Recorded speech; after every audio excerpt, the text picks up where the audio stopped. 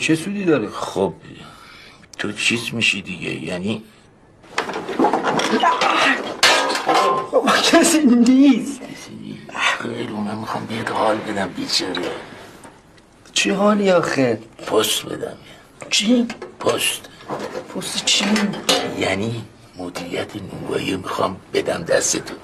مدیریت نونوایی به چه درد من میخوره؟ دیوونه همش